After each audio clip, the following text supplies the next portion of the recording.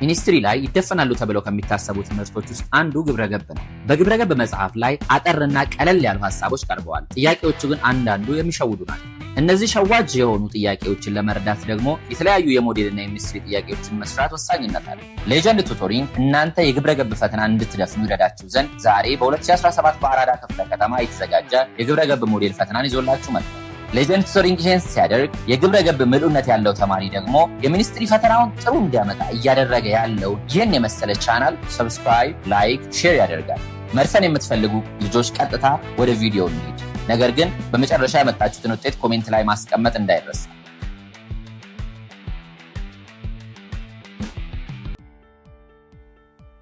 ጥያቄ ቁጥር 1 ኃላፊነትን መወጣት ስንል ምን ማለታችን ነው?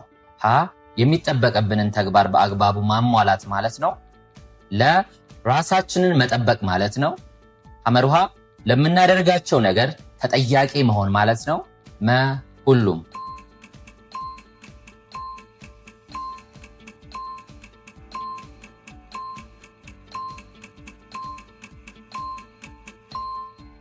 መ ሁሉም ካላችሁ በትክክል ተመልሷል። ጥያቄ ቁጥር 2 ከሚከተሉት ውስጥ ከግል ኃላፊነት ውስጥ የማይመደበው የቱ ነው? ሀ የሀገር ፍቅር ስሜት ማሳደግ፣ ለ በጓደኛ አለመቅናት፣ ሐመርሃ ግብር በወቅቱ መክፈል፣ መ ሕግና ደንብ ማክበር።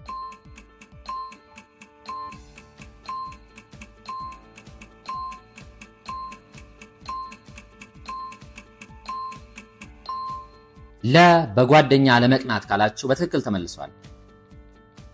ጥያቄ ቁጥር 3 ሀገራዊ ኃላፊነት ያልሆነው የቱ ነው? ሀ የግል ጤንነትን መገንዘብ፣ ለ ግብር በወቅቱ መክፈል፣ ሐመርሃ ሕግና ደንብ ማክበር፣ መ የሀገር ፍቅር ስሜት ማሳደግ።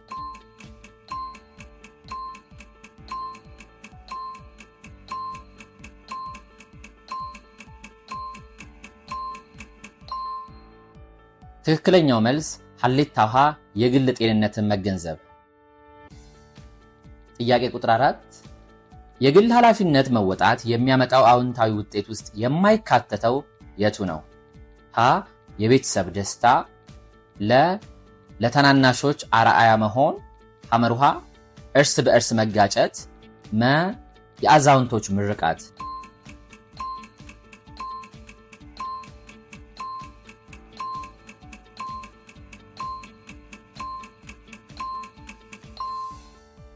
ሐመርሃ እርስ በእርስ መጋጨት ካላችሁ በትክክል ተመልሷል።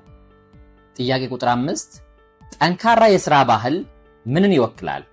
ሀ እሴትን፣ ለ ወግን፣ ሐመርሃ ልምድን፣ መ ሁሉም።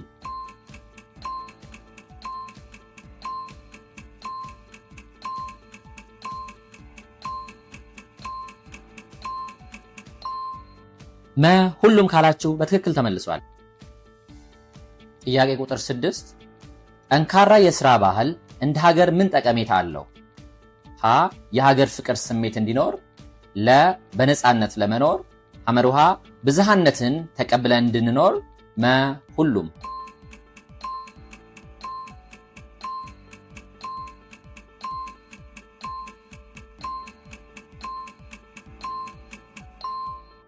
ትክክለኛው መልስ መ ሁሉም። ጥያቄ ቁጥር 7 የታታሪ ሰዎች ባህሪ ያልሆነው የቱ ነው? ሀ በጋራ ማጥናት፣ ለ ሰዓት ማክበር፣ ሐመርሃ ያልገባቸውን አለመጠየቅ፣ መ በክበባት መሳተፍ።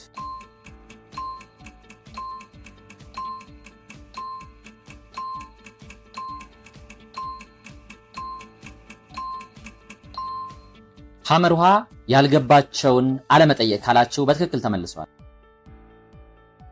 ጥያቄ ቁጥር 8 አንድ ሰው በግብረገብ ምሉ ነው ሲባል ምን ማለታችን ነው? ሀ ታዛዥ ያልሆነ፣ ለ ስነ ምግባር የጎደለው፣ ሐመርሃ ተግባሩና ምግባሩ ሲለያይ፣ መ ተግባሩና ምግባሩ ሲመሳሰል።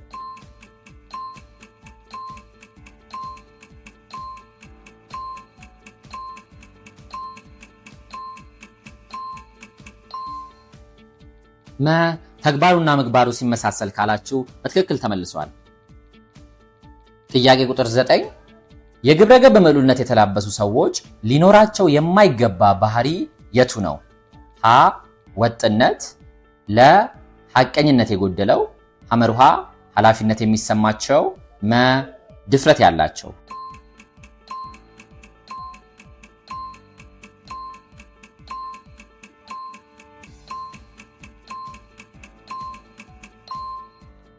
ትክክለኛው መልስ ለሐቀኝነት የጎደለው። ጥያቄ ቁጥር 10 ከሚከተሉት ውስጥ ስለ ምልኡነት ትክክል ያልሆነው የቱ ነው? ሀ ከሌሎች ምክር መጠየቅ፣ ለ ተለዋዋጭነት፣ ሐመርሃ ለሌሎች ክብር መስጠት፣ መ ወጥነት።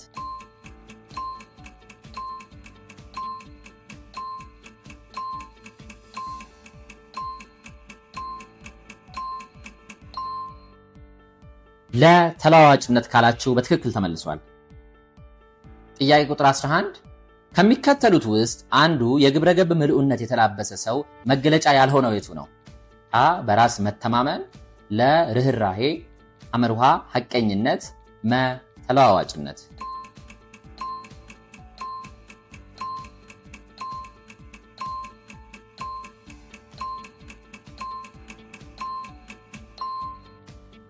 መ ተለዋዋጭነት ካላችሁ በትክክል ተመልሷል። ጥያቄ ቁጥር 12 ከሚከተሉት ውስጥ የግብረ ገብ ምልኡነት ጠቀሜታ ያልሆነው የቱ ነው? ሀ የሀገርን እድገት ያፋጥናል፣ ለ ሙሰኝነትን ይቀንሳል፣ ሐመርሃ ስርቆት ይጨምራል፣ መ የትምህርት ጥራት ይጨምራል።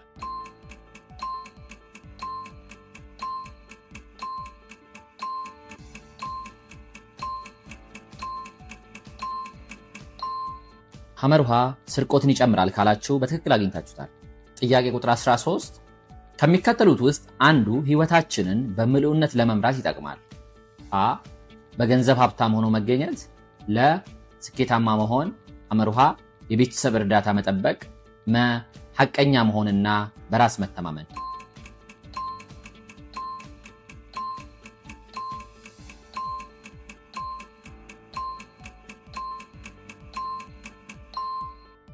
መ ሐቀኛ መሆንና በራስ መተማመን ካላችሁ በትክክል ተመልሷል። ጥያቄ ቁጥር 14 የግብረ ገብ ምልኡነት ማህበራዊ ትስስርን የሚያጠናክረው ሀ ራሳችንን ከሌሎች በማሳነስ፣ ለ ተለዋዋጭ ባህሪን ስንላበስ፣ ሐመርሃ በሰዎች ዘንድ እምነት ሲጣልብን፣ መ ስለ ሌሎች ችላ በማለት።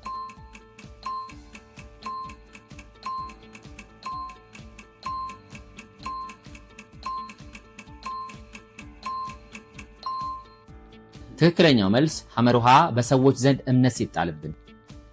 ጥያቄ ቁጥር 15 ከሚከተሉት ምርጫ መካከል የግብረ ገብ ምልኡነት አለመኖር የሚያስከትለው ችግር ምንድን ነው?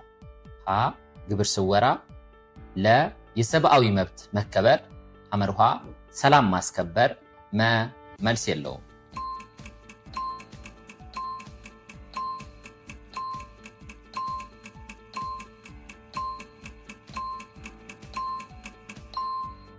ሀ ግብር ስወራ ካላችሁ በትክክል ተመልሷል። ጥያቄ ቁጥር 16 በግብረ ገብ ምልኡነት ራሳቸውን የሚመሩ ሰዎች ያሉት ማህበረሰብ የሚያገኘው የቱን ነው? ሀ በሌሎች ልፋት ጥቅም ማግኘት፣ ለ ጠንካራ የሥራ ባህል አላቸው፣ ሐመርሃ ማህበራዊ ግንኙነት ጠንካራ አለመሆን፣ መ ራሳቸው ከሌሎች አስበልጦ ማየት።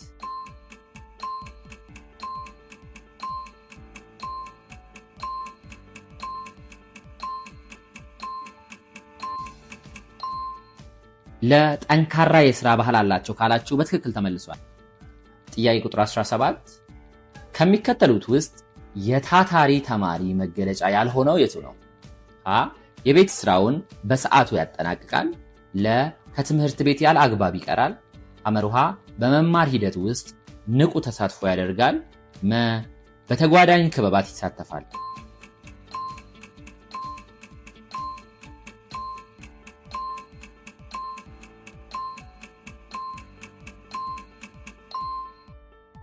ትክክለኛው መልስ ለ ከትምህርት ቤት ያለ አግባብ ይቀራል።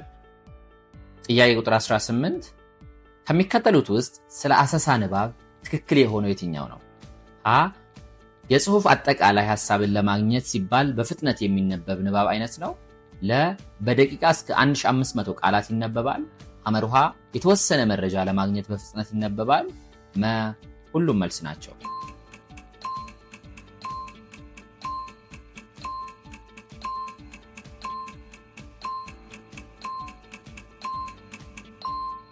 መ ሁሉም መልስ ናቸው ካላችሁ በትክክል መልሳችሁታል። ጥያቄ ቁጥር 19 ከሚከተሉት ውስጥ የጠንካራ የሥራ ባህል ጠቀሜታ አይደለም። ሀ ከድህነት እና ከኋላ ቀርነት ለመላቅ፣ ለ ለሀገር እድገት፣ ሐመርሃ ከጥገኝነት ለመላቀቅ፣ መ ተመጽዋች ለመሆን።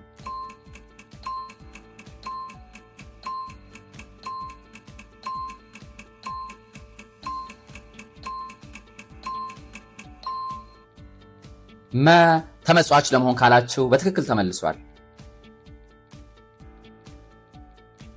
ጥያቄ ቁጥር 20 ዳሽ ግላዊና ማህበራዊ አሰራሮችን ለመምራት ከትውልድ ወደ ትውልድ የሚተላለፍ የማህበራዊ ቡድን መንፈሳዊና ቁሳዊ አካል ስብስብ ነው።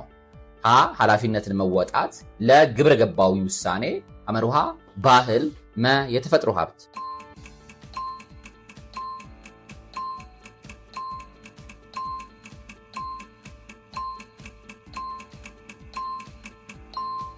ሐመርሃ ባህል ካላችሁ በትክክል ተመልሷል። ጥያቄ ቁጥር 21 ከሚከተሉት ውስጥ ሕግን የሚገልጸው ጽንሰ ሐሳብ የትኛው ነው? ሀ ሕግ ማለት ማንኛውም ማህበረሰብ ሊከተላቸው የሚገቡ የሥነ ምግባር መርሆች ናቸው። ለ ሕግ የዜጎች ይሁንታ መገለጫ ነው። ሐመርሃ ሕግ ለባለስልጣናት የተለየ ሆኖ ይዘጋጃል። መ ሀ እና ለ መልስ ናቸው።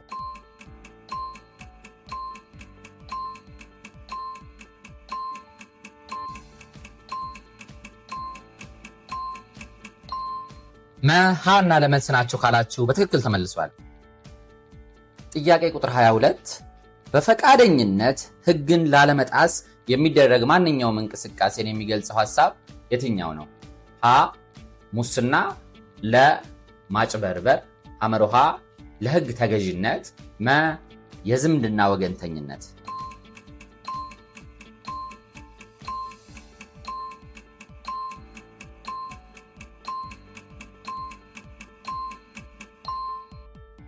ሐመርሃ ለሕግ ተገዥነት ካላችሁ በትክክል ተመልሷል።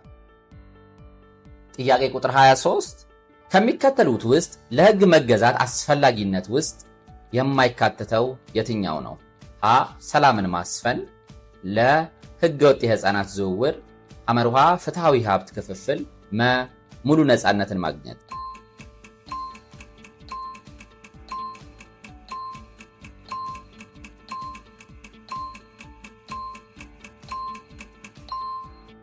ትክክለኛው መልስ ለሕገ ወጥ የሕፃናት ዝውውር። ጥያቄ ቁጥር 24 ለሕግ ተገዥ የሆኑ ዜጎች ከሚያሳዩቸው ባህሪያት ውስጥ አንዱን ምረጡ። ሀ የመብታቸውንና ኃላፊነታቸውን ገደብ ያውቃሉ። ለ የሀገሪቱን ሕግ መጠበቅ የሕዝቦችን ይሁንታ መጠበቅ እንደሆነ ያምናሉ። ሐመርሃ ሕግን አለማወቅ ከቅጣት እንደማያድናቸው ይገነዘባሉ። መ ሁሉም መልስ ናቸው።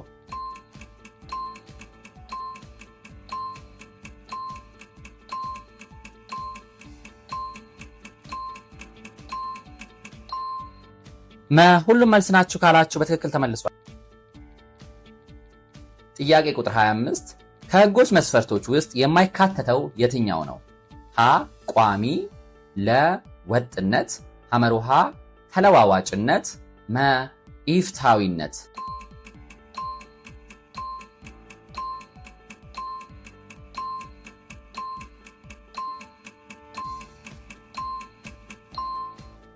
ትክክለኛው መልስ መ ኢፍትሐዊነት።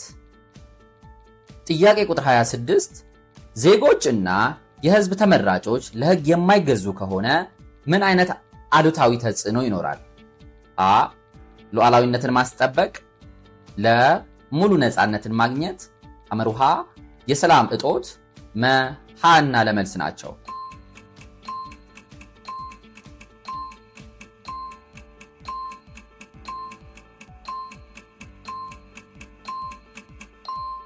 ሐመርሃ የሰላም እጦት ካላችሁ በትክክል ተመልሷል። ጥያቄ ቁጥር 27 ከሚከተሉት ውስጥ የሙስና መገለጫ ያልሆነው የትኛው ነው? ሀ ህግን መሰረት አድርጎ መስራት፣ ለ ማጭበርበር፣ ሐመርሃ ጉቦ መስጠት፣ መ የዝምድና ወገንተኝነት።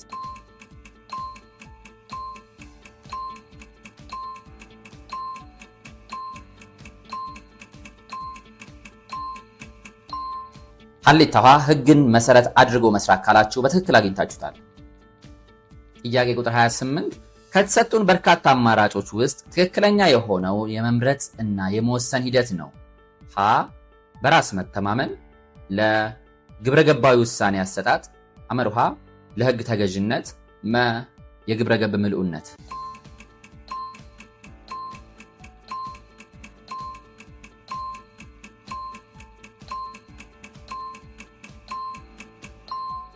ትክክለኛው መልስ ለግብረ ገባዊ ውሳኔ አሰጣጥ።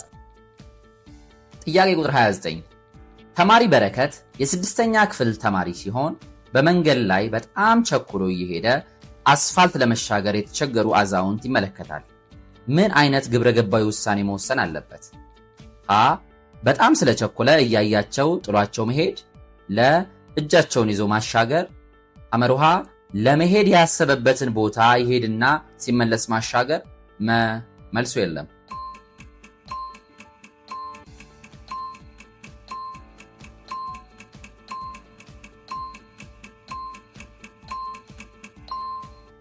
ለእጃቸውን ይዞ ማሻገር ካላችሁ በትክክል መልሳችኋል። ጥያቄ ቁጥር 30 ከሚከተሉት ውስጥ የግብረ ገባዊ ውሳኔ አሰጣጥ ችሎታ ባህሪያት ውስጥ የሚካተተው የትኛው ነው?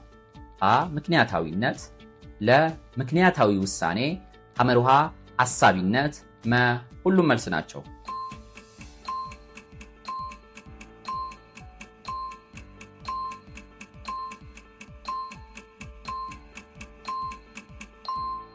መ ሁሉም መልስ ናቸው ካላችሁ በትክክል ተመልሷል። ጥያቄ ቁጥር 31 ጥንቃቄ የተሞላበትና ስልታዊ እርምጃዎችን የሚያካትተው የግብረ ገባዊ ውሳኔ ችሎታ ባህሪየቱ ነው? ሀ አሳቢነት፣ ለ ምክንያታዊ ውሳኔ፣ ሐመርሃ ምክንያታዊነት፣ መ የውሳኔ አሰጣጥን መገምገም።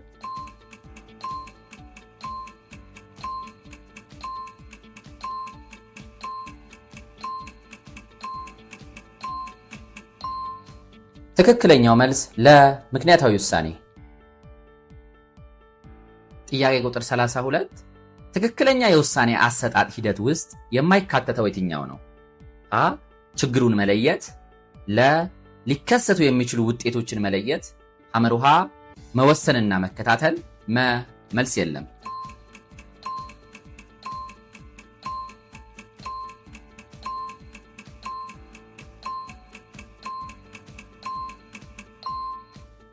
መልስ የለም ካላችሁ አግኝታችሁታል። ጥያቄ ቁጥር 33 ከሚከተሉት ውስጥ የግብረ ገባዊ ውሳኔ አሰጣጥ ተግዳሮቶች ያልሆነውን ምረጥ። ሀ የአቻ ግፊት፣ ለ ለራስ የሚሰጥ ግምት፣ ሐመርሃ የተገደበ ምክንያታዊነት፣ መ አሳቢነት።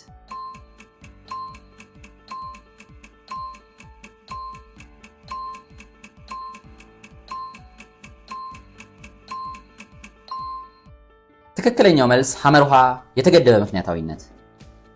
ጥያቄ ቁጥር 34 ያለንን እምነት ለሚያረጋግጡ መረጃዎች ትኩረት የመስጠትና ካለን እምነት ጋር የሚጋጩ ችላ የማለት ወይም የመቀነስ ዝንባሌ ምን ይባላል? ሀ የማረጋገጫ ወገንተኝነት፣ ለ የበዛ ቁርጠኝነት፣ ሐመርሃ ተጨማሪ ቁርጠኝነት፣ መ የግንኙነት ግጭት።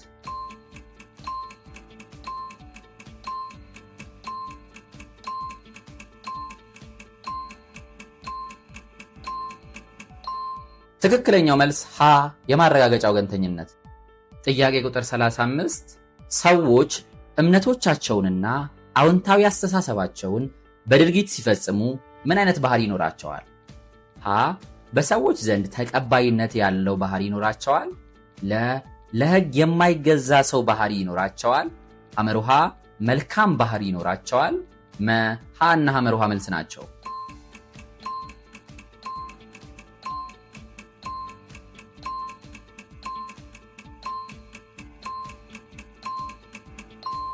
ትክክለኛው መልስ መ ሀ እና ሐመርሃ መልስ ናቸው። ጥያቄ ቁጥር 36 ከሚከተሉት ውስጥ መልካም ባህሪ ያለው ሰው መገለጫ የሆነው የቱ ነው? ሀ ተጠያቂነት፣ ለ ምሉዕነት፣ ሐመርሃ ሐቀኝነት፣ መ ሁሉም መልስ ናቸው።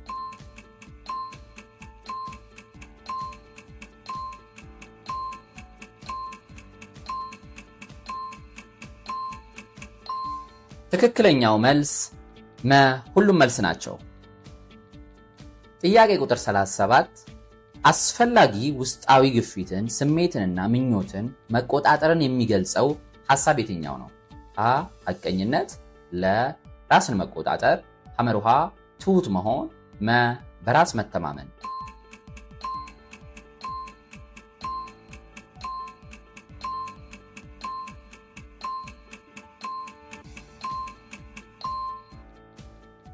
ትክክለኛው መልስ ለራስን መቆጣጠር። ጥያቄ ቁጥር 38 የመልካም ባህሪ ባለቤት መሆን ምን አይነት ጠቀሜታ አለው? ሀ በህብረተሰቡ ዘንድ ክብርና ተቀባይነት ለማግኘት፣ ለተለያዩ ቅጣቶች መዳረግ፣ ሐመርሃ በሰዎች ዘንድ እምነት ያሳጣል፣ መ ሁሉም መልስ ናቸው።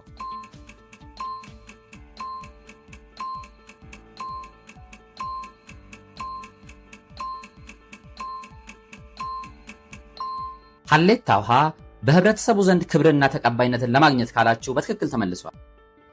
ጥያቄ ቁጥር 39 መልካም ባህሪ ማሳደጊያ መንገዶች ውስጥ የማይካተተው የቱ ነው?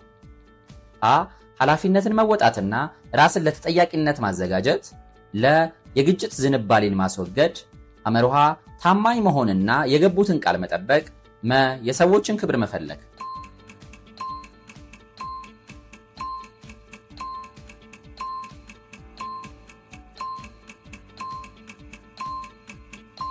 ትክክለኛው መልስ መ የሰዎችን ክብር መንፈግ። የመጨረሻው ጥያቄ ቁጥር 40 አንድ ሰው መልካም ባህሪ ከሌለው ምን አይነት አሉታዊ ተጽዕኖ ይደርስበታል? ሀ ብቸኛ መሆን እና መገለል፣ ለ ታማኝ አለመሆን፣ ሐመርሃ በቤተሰብ በጓደኛና በህብረተሰብ ዘንድ ተቀባይነት ማጣት፣ መ ሁሉም መልስ ናቸው።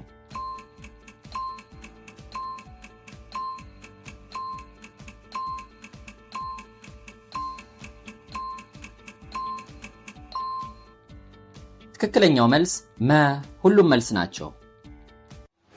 ይህ ቪዲዮ ለሚኒስትሪ ፈተናችሁ እንደሚያግዛችሁ ምንም ጥርጥር የለውም።